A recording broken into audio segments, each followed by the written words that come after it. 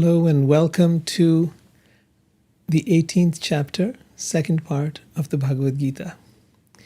This is the final chapter, and in this we're going to come to some of the main conclusions of the Bhagavad Gita. And if you haven't been able to follow through from the beginning, well, this will give you the essence of what the Bhagavad Gita is all about. This is perhaps the most important chapter. And of course, if you do like what you come across here, then please be sure to check out the earlier videos of all the earlier chapters, because they're all saved now on YouTube and you can hear them at your convenience at any time on my channel. My name's Rohit, and this is chapter 18. Let's get started. So, the Bhagavad Gita is perhaps one of the oldest spiritual texts in the world. For those of you that are new, the entire conversation takes place at the beginning of a huge world war that took place 5,000 years ago, the Battle of Kurukshetra in India. We are now coming to the end of that discussion, after which the battle is to begin. So it's a very tense time, and there's a lot to be said, and there's very little time left. So that's how it's working out on the battlefield at that time, and we're now getting ready to. All right. So, in the early part of the Bhagavad Gita, Krishna had talked about karma yoga. And in Karma Yoga, he had said that by following one's qualities of work, everyone can become perfect.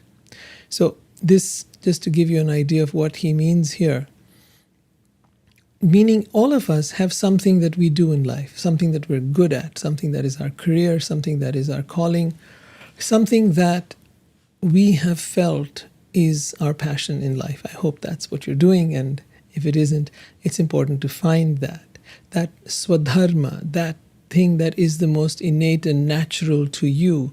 When you are doing that, when you're in alignment with that, is when you find the greatest satisfaction in life. And to be disconnected from that, you will find yourself unhappy at your job, you'll find yourself dissatisfied, and always kind of like complaining, and it's very disheartening to be in something that you're not truly passionate about and truly enjoy doing.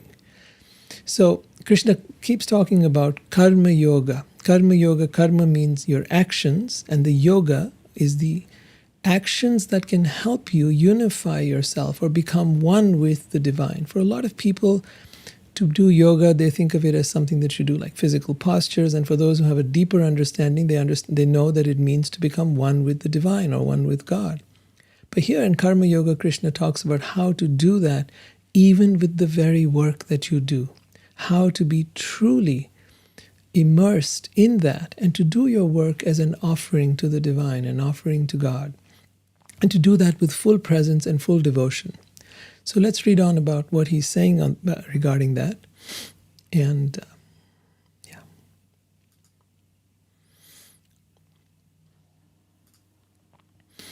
So by following one's qualities of work, everyone can become perfect. And now please hear from me how this can be done. By worship of that being who is the source of everyone and is all-pervading, one can, by the performance of his own duty, attain perfection. So you may say, well, how is that? And the idea is that he presents to you is to do that work as an offering to God. And that's when it becomes sacred work. In fact, anything you do, the food you eat, the work you do, anything that you do as an offering to God becomes sacred work. And it's really important to understand that, because it's not that we have to separate our lives from our spirituality. It's important to know that we can integrate both our life and our spirituality, the mundane and the spiritual. They are not separate. They are rather something that can be brought together in unison, like an orchestra comes together or a band comes together to be able to play some great music. So our life needs to be a bringing together of these dichotomies which we see, the spiritual and the mundane. They are not something that needs to be separated. And when we learn to do that, that's by saying, by worship of that being who is the source of everyone and is all-pervading, one can, by the performance of his own duty, attain perfection.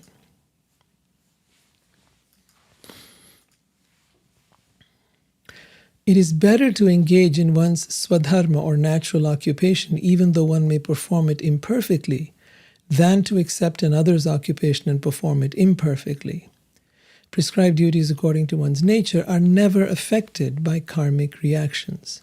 So this is what I was saying earlier, is that it is really important to find that swadharma, that which is your natural calling in life.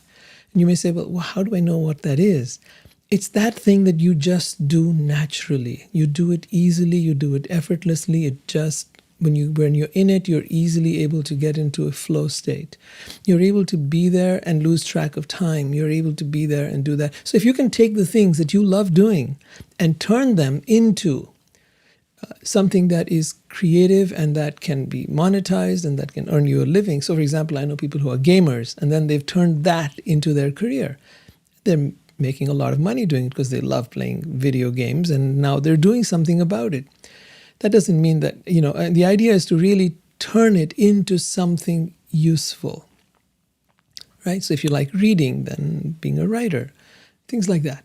So finding that true passion of yours, that thing that you would do regardless of whether you made money for it or not. And one of the key points that Krishna brings up is to do that activity without attachment to the fruit of one's work.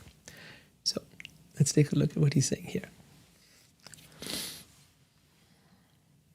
And he says that when you do it when you work according to your own nature, you are never affected by karmic reactions.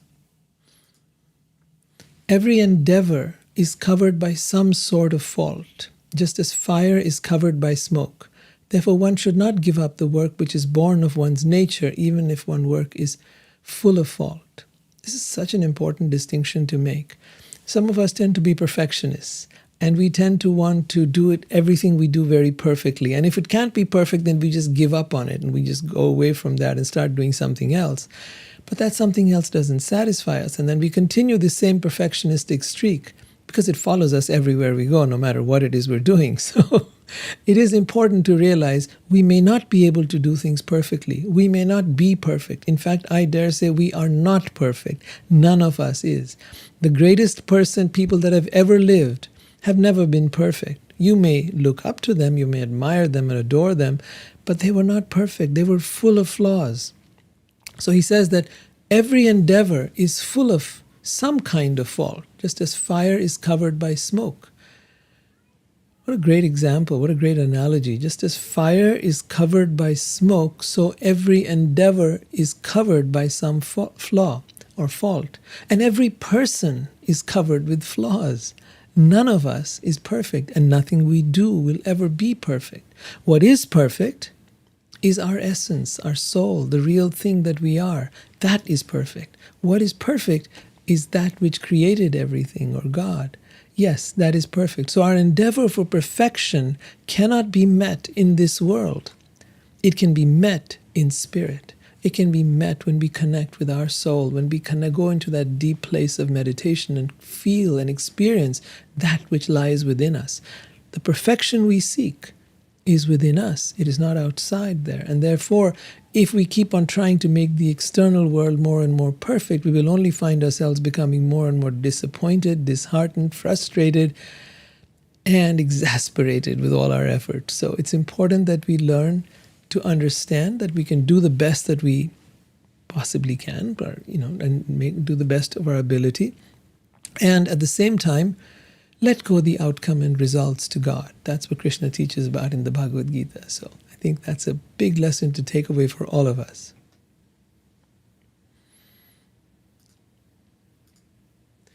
one can obtain the results of sannyasa, renunciation. So a lot of people think that, to be highly spiritual is to renounce, is to become a monk or a sannyasi.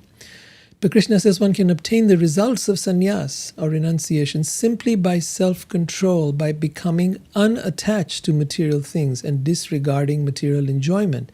That is the highest perfectional stage of detachment. Okay, let's kind of go into that a little bit.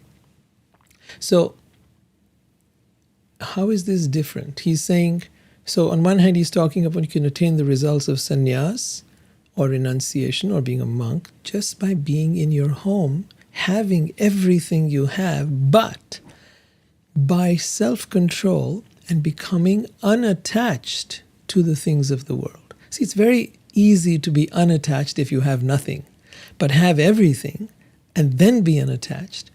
What does that mean, by the way, to be unattached? There are a lot of people with a lot of terminology around that. But what it really means is, in very short, in very simple ways, to recognize that nothing is mine. All the stuff I have came from God, will go back to God. None of it is mine. I have it here for a short while. Yes, I can enjoy it, but he goes one step further, disregarding material enjoyment. Well, now you say, how do I do that? I mean, can't I enjoy the things I have? And he's saying, yes, but here's a but. If you really want to enjoy the true spiritual self that lies within you, if you really want to experience that, then it's time to grow up. Material pleasures can only give us so much enjoyment. And I don't doubt, and I have no doubt at all that material pleasures give enjoyment. However, that enjoyment, as he said in the earlier chapter, or earlier part of this chapter that we did, was that there is happiness which appears like nectar in the beginning, but turns to poison in the end. And he called that happiness in the mode of passion, meaning it's a lower grade of happiness. But he said there is another kind of happiness which appears like poison in the beginning, or seems like a lot of effort, seems like a lot of work, it seems like it'll never be able to get there, and then turns to nectar in the end, meaning that once you reach the fulfillment of that, let's say a job or a project that you're undertaking or something that you're creating, when you reach the fulfillment of that through the hard work that it takes to get there, it turns to nectar. That kind of happiness, he says, is in the mode of goodness, and that is a much more evolved state. So similarly, while material things do give us pleasure and they are wonderful, there is a higher state of happiness and joy and pleasure that can be obtained by activities like meditation, where we go within and we taste the sweetness, the nectar of that which we are.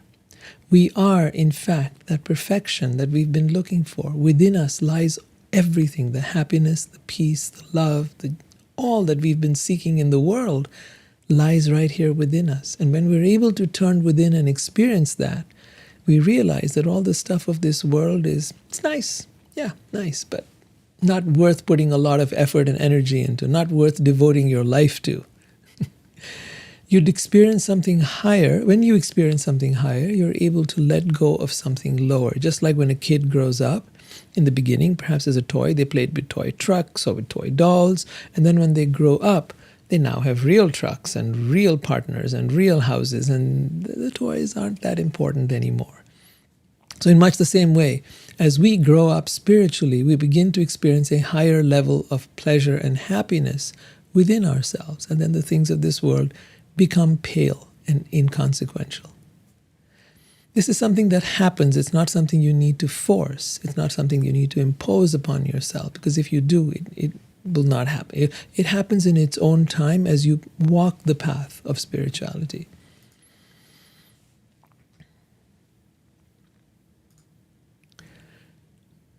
Now let's come to the next step, self-realization. So we're going through different stages in this chapter, and we're going through to understand them briefly as just a summary now. The details were in the earlier chapters. Learn from me in brief how one can attain the supreme perfectional stage, Brahman. So Brahman, as we've explained in earlier episodes, is the energy of the universe, is the energy that lies all around us, the presence of the divine or God that lies in every atom of the creation. So here Krishna is saying, Learn from me now how one can attain the supreme perfectional stage, the stage of being able to experience that energy or Brahman for yourself. Not just as a theory, not just as a concept, but something that you can tangibly feel and experience, that sense of divinity that lies everywhere, in everything.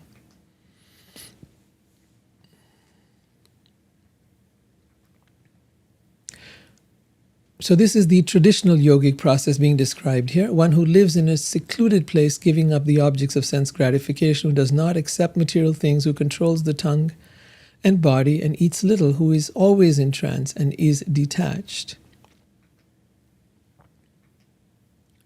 Being purified by intelligence, controlling the mind with determination, being freed from attachment and hatred, who is without false ego, false strength, false pride, lust and anger, such a person becomes peaceful and is certainly elevated to the position of self-realization. Now you might have a thought here. Damn, that sounds really difficult. That sounds like impossible. It sounds like I could never do that. What, live in a secluded place and meditate for days and years and weeks on end? How will I ever be able to do that and become purified in my mind and become free of attachment and hatred and false ego and false strength and pride and lust and anger? And then I'll become peaceful? Oh God, I'll never be able to do that. Might as well give up and forget about all this spiritual stuff. But no, that is the traditional path of Ashtanga Yoga. That is the traditional yogic path. It is difficult and it can be done. Okay, there are many people who have done it, who have achieved it, some with grace and some through their hard work. But many yogis have demonstrated that they were able to do this, and many wonderful souls, including those from the East and the West. However, there are simpler paths, and we'll come to that in just a moment.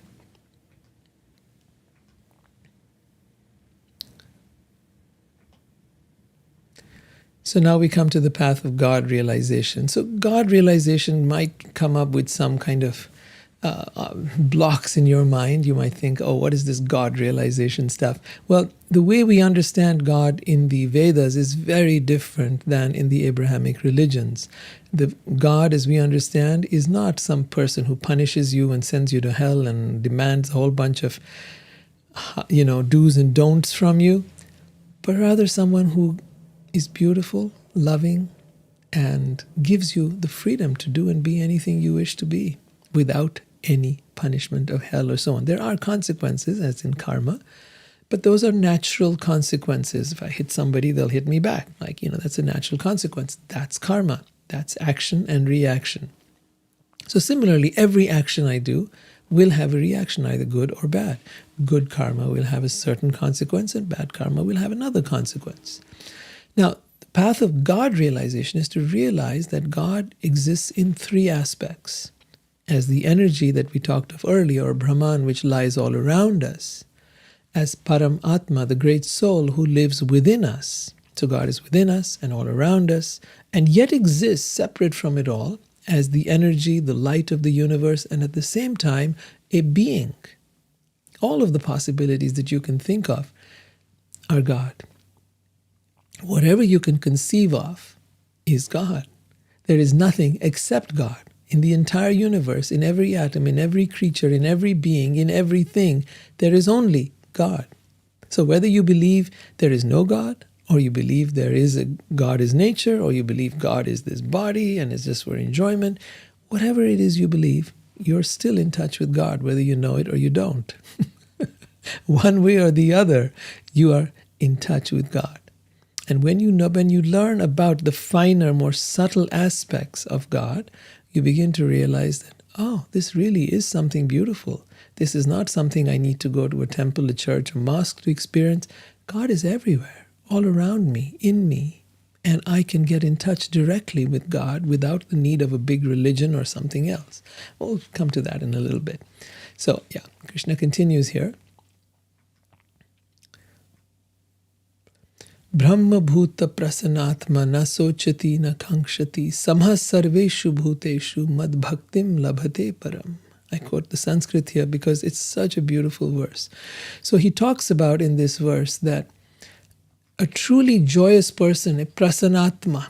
Prasan means joyful atma, joyful soul, is what he's going to describe here. One who is thus transcendentally situated at once realizes the supreme Brahman or God and becomes fully joyful, or prasanatma. Such a person never laments or desires anything. Such a person is equally disposed to every living entity. In that state, one attains pure, transcendental, devotional service unto me. So, the realization of the Supreme Brahman or the Divine or God will be exhibited by these symptoms, and you will experience it in yourself, that you will be joyful for no reason at all, that you will feel a sense of connection with everything. You will never lament or desire anything because you will feel complete within yourself. These are the symptoms, this joyousness, this feeling of completeness. It's not that you stop desiring artificially, but that there is nothing. When you have everything, when you have found the treasure house and you know that that treasure house lies within you, then the longing for the things of this world, that thirst, comes down drastically. It happens naturally and without effort. And then the further symptom Krishna talks about here is that one is equally disposed to every living entity, not just the people of your religion, not just the people of your nationality, not just the people of your race, not just the people of your gender, but equally disposed to every living entity. That means every animal, every insect, every creature, every plant, everything. One is equally disposed. You see them all as the same. In that state, one attains pure love of God, transcendental devotional service, he calls it, or pure love of God. That indeed is the symptom of one who has attained divine consciousness or pure love of God. Bhaktya mam abhijanati yavan yaschasmi tattvataha tato mam tattvato gyatva vishate tad anantara. Again, another incredibly beautiful verse. Krishna says, one can know the truth about me, Bhagavan, the Supreme Being, by bhakti, by devotion, devotional service. When one is in full consciousness of me by such devotion, one can enter into the kingdom of God. Now, this kingdom of God is a very interesting concept too, because it's been talked about in many different scriptures in the world, the idea of going to heaven. But the Vedas explain that heaven is right here. There is no difference between the material world and the spiritual world. Yes, well, I shouldn't say there is no difference. There is definitely a difference. But when you are able to connect with the spirit that lies within you and within everything, you experience the same energy that lies in the spiritual world, or heaven if you want to call it that, and you experience that same energy right here. So in other words, as some have talked about, you experience heaven on earth. That is not some fantastic concept. It is not some wishful thinking. It is actually the experience of mystics who have walked this path. To the degree that any of us walk this path, and to whatever degree you devote yourself to this path, you will have this experience. It comes, and you have probably experienced even little glimpses of it here and there. Moments where you were fully present. Perhaps you were in nature. Perhaps you were with your beloved. Perhaps you were with your child. Perhaps you were with an animal.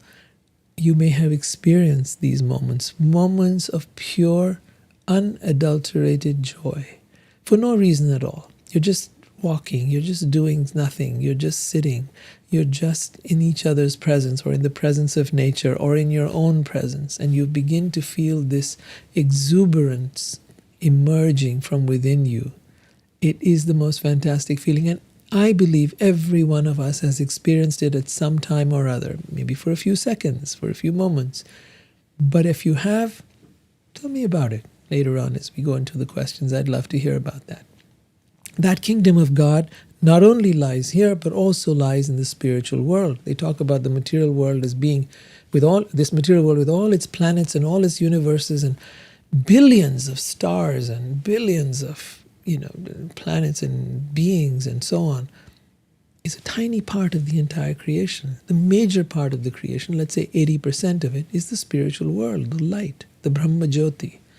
And within that Brahma Jyoti are many planets. And of those, the highest planet of all is the planet of Krishna, where he lives with all his devotees. That is the kingdom of God. And what is God doing out there? He's celebrating life. There is nothing else to do. He's not sitting on a throne and deciding who's good and who's bad. No, I'm sorry. That's the waste of time. Playfulness, fun, silliness, doing dancing and singing. These are the activities of God. God is not some serious old man. I'm sorry. Those ideas are an insult to God, and to me, very offensive. But hey, each to their own. I'm not going to try to put anyone down.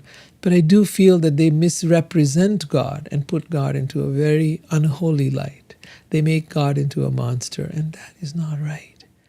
God, who I have known and grown up with, Krishna, is so incredibly joyous and beautiful, so incredibly loving, and everything that you would just fall in love with.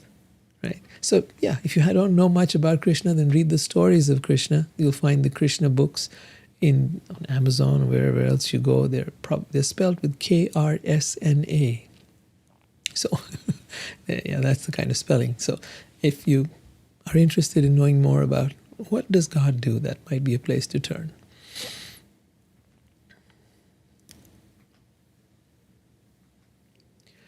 Though engaged in all kinds of activities, my devotee under my protection reaches the eternal and imperishable abode by my grace. So that is the difference between the material world and the spiritual world. As you know, energy is never created or destroyed. And that's a concept that Einstein told us about, but Krishna was talking about it thousands and thousands of years ago. The Bhagavad Gita was spoken 5,000 years ago, 3000 BC. And he's talking about something that is eternal and imperishable, his abode. And so are the beings over there. They are eternal and imperishable. They are not subject to birth, death, old age, or disease. They are not subject to aging. They are not subject to any of the vagaries of this world, or hunger or thirst or any such thing. Why? Because they are spirit. They are not in physical bodies. Physical bodies go through this whole process. But if you are a non-physical being, then there is no such thing. See? Common sense. Your spirit means you are energy. If you are energy, then the laws of energy are such that energy is neither created nor destroyed. So today, even in scientific terms, we can talk about that and explain these concepts. Right? So he talks about his abode in that same light. And he talks about that place which does not require sun or moon, but is self-effulgent. He talks about his abode as self-effulgent in an earlier chapter.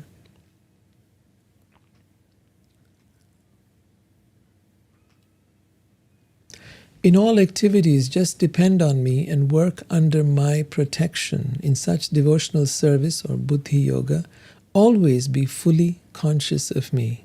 So the idea is to become conscious of God. What does that mean? To be conscious of God means to be aware of the presence of God in everything. Imagine if you're aware of the presence of God in your neighbor, in your friend, in your partner, in your child. How would you treat them?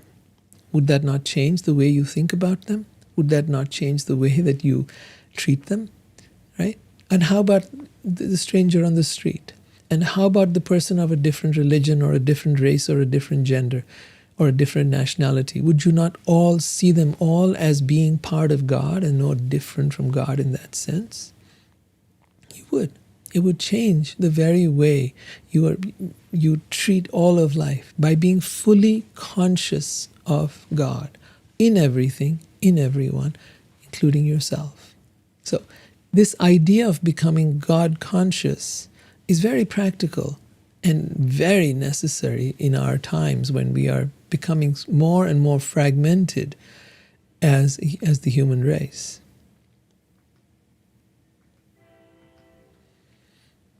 If you become conscious of me, mat chittaha, you will pass over all the obstacles.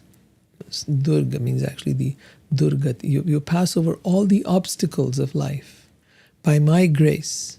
If, however, you do not work in such consciousness, but act through false ego or ahankar, not hearing me, you will lose yourself. This is what is happening to most people today.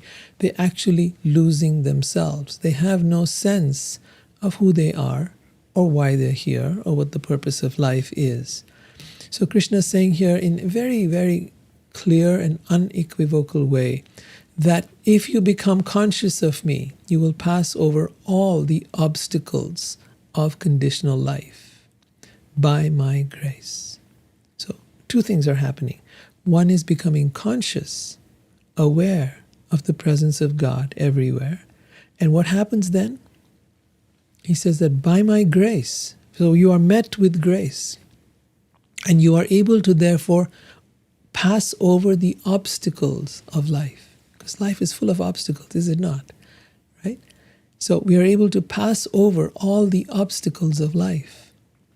And that's something we all want. We want to be able to overcome these obstacles, but we don't know how to. Life seems to be so overwhelming, so full of problems. Krishna's giving you the formula right here. How to overcome all these obstacles, how to overcome suffering, how to overcome all the trials and tribulations that this world throws at you. It may seem like too much. It may seem like, my God, what are we going through right now? There's so much of craziness in the world.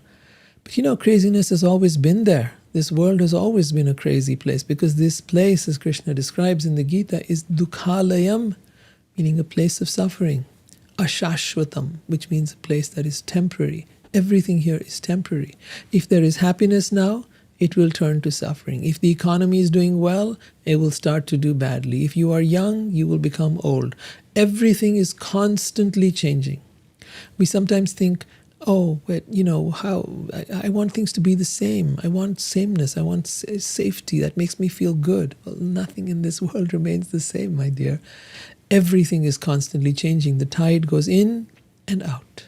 The tide, you can't tell the tide, just stay here and don't go. The sun rises and the sun sets. We can't tell the sun to stop rising and setting. In much the same way, you cannot change the seasons. In much the same way, you cannot change aging. In much the same way, you cannot change death. In much the same way, you cannot stop suffering. But what is possible to beat the system, right, is, as Krishna is explaining here, to become conscious of Him, to become God conscious. And then he says, by His grace, you will overcome all the sufferings of life. And it truly works. It's truly so. It actually is so. There is no kidding in this. This is not some exaggeration. Because one who has experienced that higher taste, that deep, sweeter nectar of God's grace, of that presence that lies all around us and in us, that person no longer suffers the miseries of this world. Therefore, he said earlier in this chapter, prasanatma, such a person has become joyful. Joyful doesn't mean happy. Happiness is something you get when your desires are met, when you get what you want. Then you become happy, and it lasts a little while and then it comes down. But true happiness, true prasannata, comes from the Atma. It comes from the soul. It comes for no reason at all. There is no cause. It is causeless. Right? That is what we need to find. Not the happiness which has a cause, but the happiness which has no cause.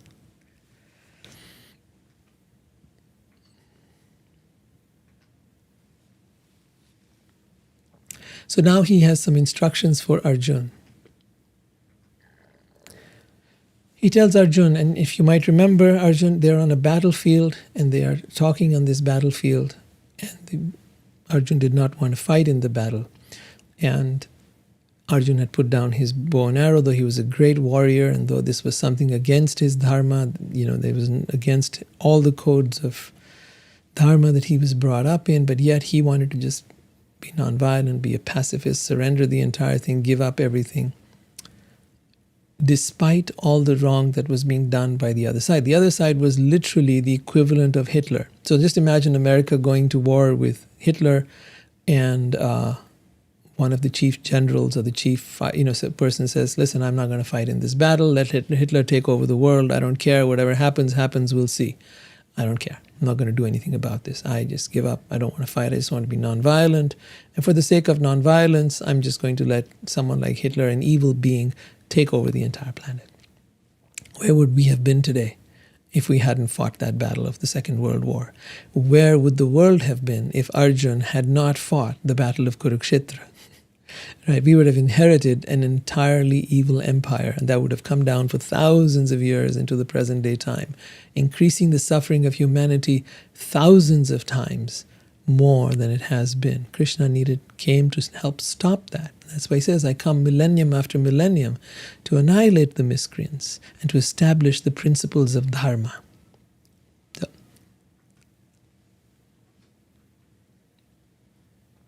So he's telling Arjuna over here that if you do not act according to my direction and do not fight, then you will be falsely directed. By your nature, you will have to be engaged in warfare. Because Arjuna's a warrior, soldier. Under illusion, you are now declining to act according to my direction, but compelled by your own nature, you will act all the same. It says earlier that everybody does something. You will have to act. You are a warrior. That's what you're going to do, right? So you will end up having to do something. At some point, you will reach that point. Now, you're not wanting to act according to my direction, but action is inevitable. Ishvara sarva bhutanam hrideshi arjuna tishtati brahmanya sarva bhutani yantra rudhani mayaya. Ishvara means the supreme controller. Sarva bhutanam, God is seated in every living being. Hrideshi Arjuna tishtati. So let's go into the actual translation now. He says the Supreme Lord or God is situated in everyone's heart and is directing the wanderings of all living entities who are seated as on a machine made of material energy. Listen, read very carefully here. The Supreme Lord or God is situated in everyone's heart, and is directing the wanderings of all living entities who are seated as on a machine made of the material energy. So this body, mind, organism that we live in is a machine. The driver of this body, mind, organism is the soul. But if the soul is dormant, then the mind is now taken over and is in charge. But God is seated within everyone's heart, guiding us from within, as some people say, the conscience or that inner voice, trying to guide us to come and connect with our spiritual self, to help us get back on track, to help us be able to get on the journey to discover who we really are and how we can start to live as a spiritual being within this world and how we can connect with God. If you're here listening to this Bhagavad Gita, that's probably because you're a seeker like that and you're on this path and you are looking for answers. That's God guiding you from within you. It's not necessary that you follow this path or any other path or any path at all. It is more important that you listen to that voice within your heart that is guiding you. That is the ultimate scripture. That is the ultimate guide. If you want to know where God is right here within you. But what do you need to access that? Quiet your mind.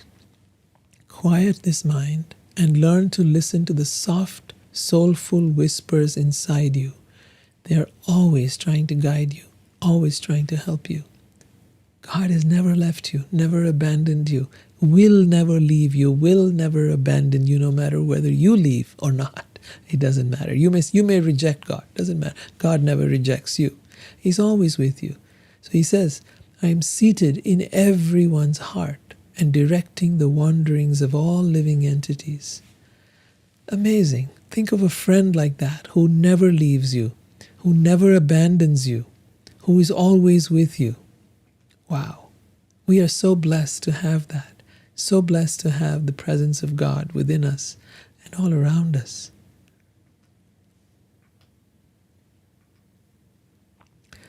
Tamevas sharanam gacha sarva bhavena bharata tat prasadat param shantim sthanam prapsisi sasvatam.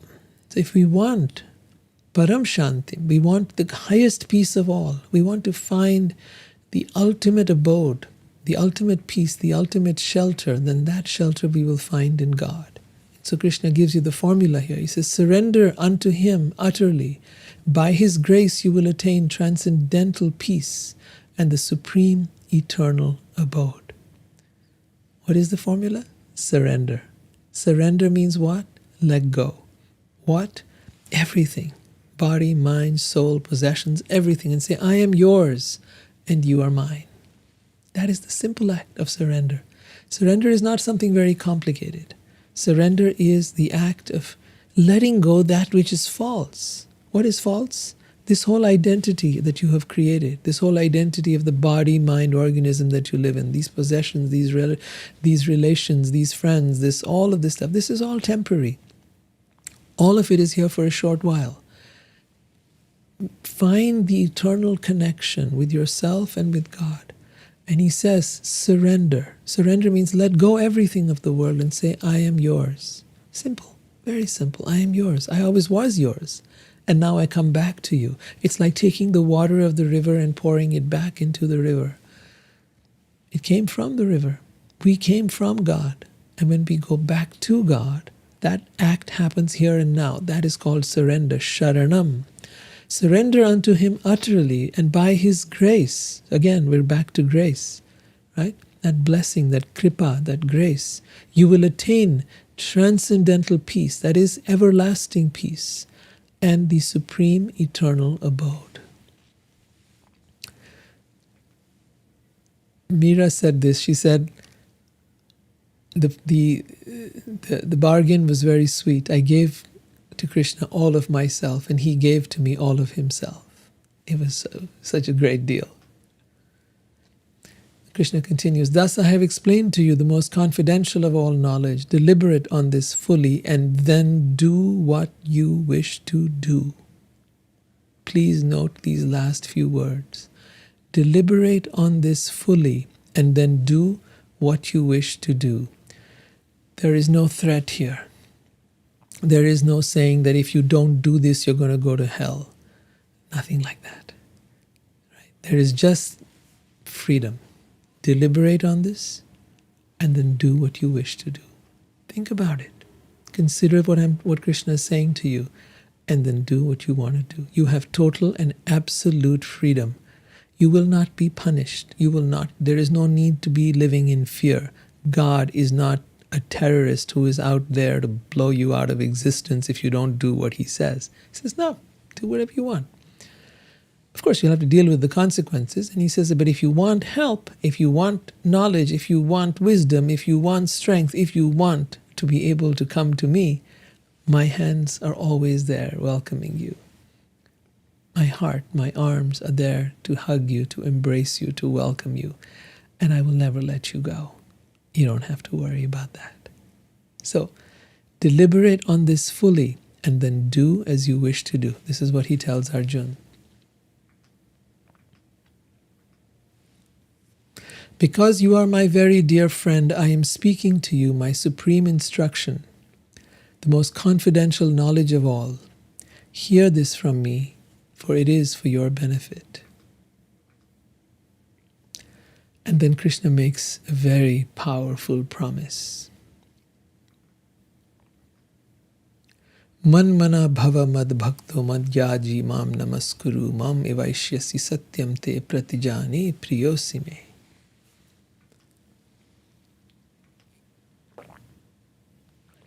First he says, always think of me, become my devotee, worship me and offer your homage unto me. Thus you will come to me without fail. I promise you this because you are my very dear friend. So see here, again and again, Krishna says, He wants to be your very dear friend. And what does He say? Always think of me, become my devotee, worship me, and offer your homage unto me. It's a question of offering respect to God. It's not a question of, and at the same time, friendship.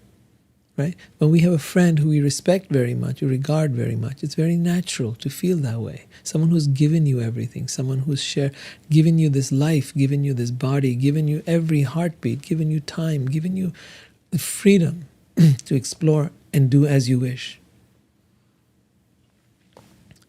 And then he says something even more amazing. Sarva dharman parityajya mam ekam sharanam vraja aham tvam sarva papebhyo moksha ishamima shuchaha. Sarva dharma means abandon all varieties of religion. Abandon all varieties of religion. Krishna is not in favor of any religion. He says, just surrender unto me. I shall deliver you from all sinful reaction, all karma, all pap. I will deliver you from all of that. Do not fear. Sarva dharma parityaja mam ekam sharanam vraja. Mam ekam. Some people say, no, God, he's not trying to tell you to surrender to him. He's talking to surrender to the God within. Or make up. But listen to the Sanskrit. If you know even a little Hindi, mam means me. Ekam, only. One and only. Mam ekam sharanam, surrender. Mam ekam sharanam vraja. Aham tvam, I will free you. Aham tvam sarva papebhyo moksha ishamimash. And I will give you moksha, or liberation. Freedom from all suffering. That is what moksha is. The word deliver has been used here. It's actually moksha. Freedom from all suffering. That is the promise. That is the offer. I've had it said to me by some of my very dear Christian friends that Christ said to them that they will be, if they accepted him as their Lord and Savior, that he would take them to heaven and he would, deliver them from this world. He would free them of all sin. I tell to them, this is not new, my friend. This has been said 3,000 years before Christ by Krishna in the Bhagavad Gita. It's right there.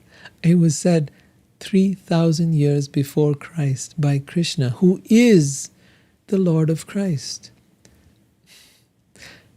He is the one who Christ worships. He is the God of all gods.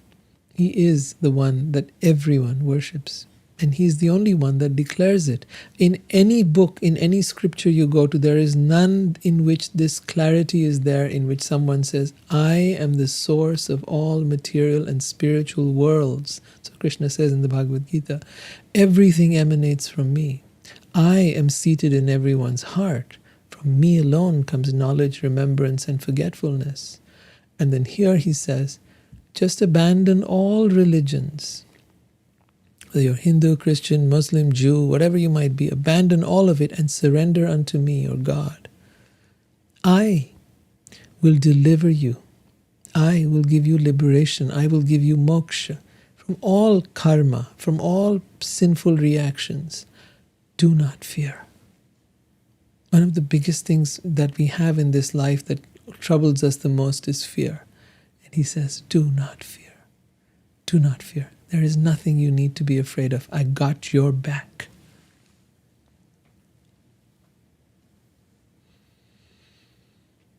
And now he talks about sharing this wisdom. This confidential knowledge may not be explained to those who are not austere or devoted or engaged in devotional service, nor to one who is envious of me. So please don't go around trying to push this knowledge on people. We are not interested in being able to create advocacy and impose this and tell people, hey, if you don't do this, then you're going to hell, or this or that or the other. No, please never do that. He's saying very clearly that do not bother wasting your time explaining this knowledge to those who are not devoted or engaged in, or who are envious of God. For one who explains the supreme secret to the devotees, however, on the other hand, if you explain this to those who are seekers, who are interested of this path, who want to know who is God, who am I, why am I here, for such people, one who explains this supreme secret to the devotees, devotional service is guaranteed, and at the end he will come back to me. Krishna's making these promises. He's telling you for sure exactly what will happen, what not to do and what to do. There is no one in this world more dear to me than he, nor will there ever be one more dear. So the very act of explaining this to others who are interested makes you very dear to God. There is no one in this world more dear to me than he, nor will there be one more dear. Why? Because just as we love someone and we tell the world about our beloved and we tell them how much we love this person, in much the same way when we tell people about how amazing Krishna is, people who are genuine, people who are interested, then the result is that we become even closer to him. We become closer to everyone. We become sarva priya, that is, become beloved by everyone. I declare that one who studies this sacred conversation worships me with intelligence. One who listens with faith and without envy becomes free from all sinful reactions or all karma and attains to the planets where the pious dwell. So there are many planets, higher and lower. The higher planets have got less suffering, the lower planets have more suffering, the earth is in the middle. So, one who listens with faith and without envy becomes free from karma or sinful reactions and attains to the planets where the pious dwell. And now we come to the conclusion of the Bhagavad Gita, the final few verses. Arjun, have you heard this attentively with your mind? Are your illusions and ignorance now dispelled? Arjun said, My dear Krishna, O infallible one, my illusion is now gone. I have regained my memory by your mercy. I am now firm and free from doubt, and am prepared to act according to your instructions. So Arjun's come full circle now. At the end of the Gita, he's come full circle. My illusion is now gone. I have regained my memory. For all of us, this is the case. We have been living in illusion. For all of us, it is the same story. We have been resisting our natural self, our natural love and devotion for God. And when we hear these words of the Gita, when we understand who is Krishna, that natural devotion comes back to us. That natural love of God is awakened within our heart. And at that point, our illusion is gone. The illusion of separateness from God, that illusion of being alone in this world, that illusion of feeling that, oh my God, this is such a load I have to carry and such a burden that I have to bear. Gone. The bubble of illusion is burst, and now you realize you are safe, you are taken care of, that God is there with you, always was and always will be. I have regained by memory, by your mercy, and I am now free and firm and free from doubt, and am prepared to act according to your instructions. This is the place for all of us to arrive at.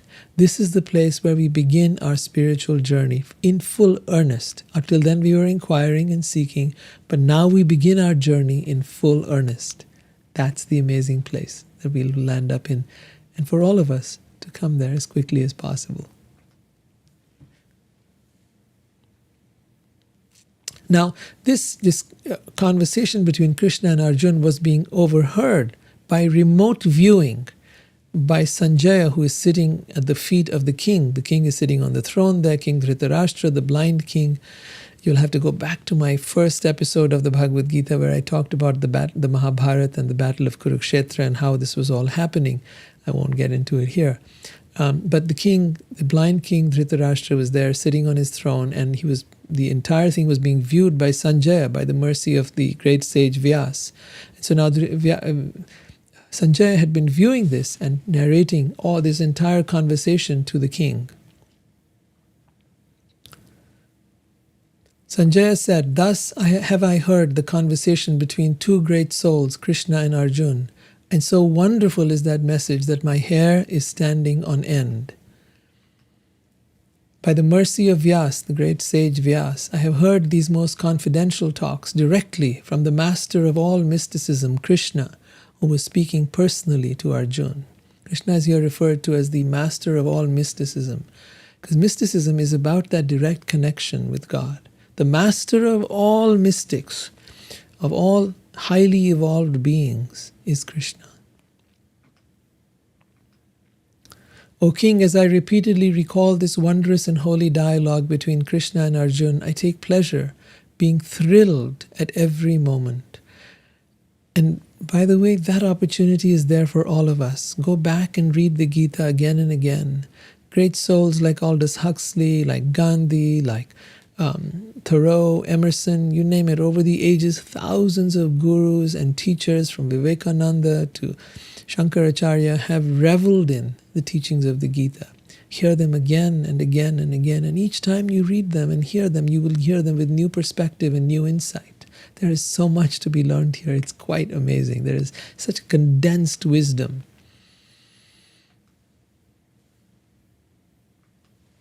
He says, I take pleasure and am thrilled at every moment. O King, when I remember the wonderful form of Sri Krishna, I am struck with even greater wonder, and I rejoice again and again. And the same happens when we hear the pastimes of Krishna, when we hear about his Leela and the things he does, and when we read the books that have those wonderful stories. And with that, we come to the end of the Bhagavad Gita. It's been such an honor sharing this with you, and I'm so delighted that you've been listening and taking part in this, and I'm deeply, deeply grateful to you for having been here. In the coming weeks, months, and years, we're going to be reading from the Srimad Bhagavatam. Bhagavatam is the final writings of Vyas. Vyas is the one who also compiled the Gita. He did not write it as such. He compiled all the Vedas, the ancient books of knowledge that came from India from thousands and thousands of years ago. So that is the next step we're going to be going into. And now I'm going to take up some questions and see what all of you have to say. So give me a moment, I'll switch over.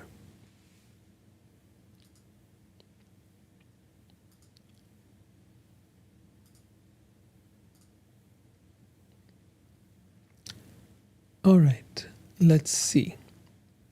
We've got our people on Zoom here, and we'd like to know from you your thoughts, your opinions, your views, and your takeaway.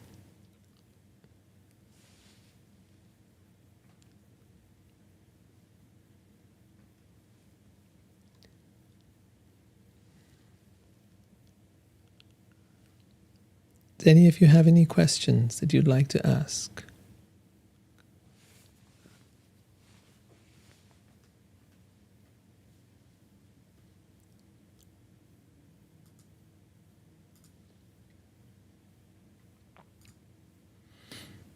Are you all struck with wonder and speechless and no questions?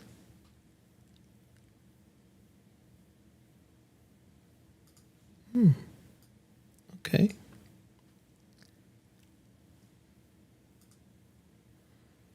Ray says thank you. Thank you, Ray, for being here.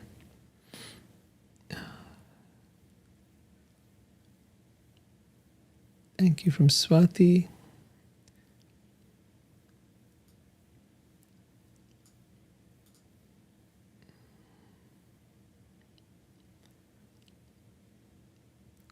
All right, well then I guess if there aren't any questions, we'll end it over here. But I'll pause for another moment. All right. Someone's trying to say something. Yes, Swati, you were trying to say something?